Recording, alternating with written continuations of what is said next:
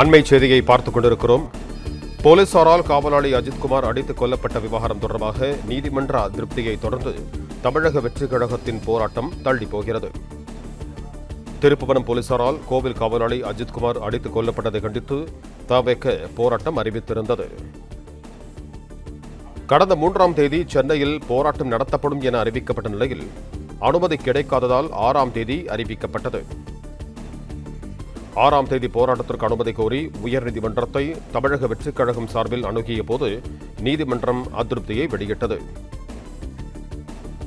இதுகுறித்து கூடுதல் விவரங்களோடு இணைகிறார் எமது செய்தியாளர் மகேந்திரன். வணக்கம் மகேந்திரன், உங்களிடம் இருக்கும் தகவல்களை சொல்லுங்கள். திருபுவனத்தில் போலீசாரால் கோவில் காவலாளி அஜித்குமார் அடித்துக் கொல்லப்பட்டதை கண்டித்து தாவேகா சார்பில் அறிவிக்கப்பட்டிருந்த போராட்டம் மீண்டும் தள்ளி போயிருக்கிறது.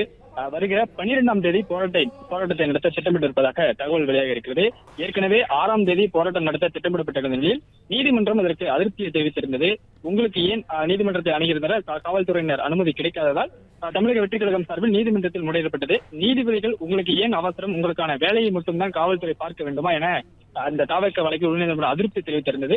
இந்நிலையில் காவல்துறையிடம் அனுமதி கேட்டு குறைந்தபட்சம் 15 நாட்களுக்கு முன்பாக கடிதம் தர வேண்டும் என தாவேகாவுக்கு உயர்நீதிமன்றம் அறிவுறுத்தியிருந்தது.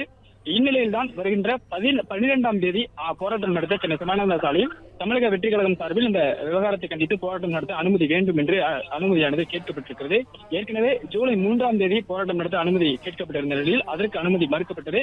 அதன் பிறகாக 6ஆம் தேதி போராட்டம் நடத்தப்படும் என்று தாவேகா சார்பில் அறிவிப்பானது கொடுக்கப்பட்டிருந்தது. அதற்கும் அனுமதி கிடைக்காததால் தற்போது 12ஆம் தேதி போராட்டத்தை நடத்த அனுமதியானது கேட்கப்பட்டிருக்கிறது.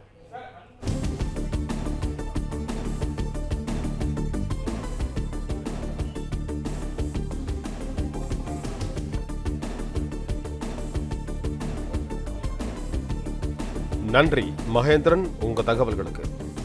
பிளே ஸ்டோர் மற்றும் ஆப் ஸ்டோரில் இருந்து பாலிமர் செயலியை QR கோடு மூலம் பதிவிறக்கம் செய்யுங்கள். செய்திகளை உடனுக்குடன் பெறுங்கள்.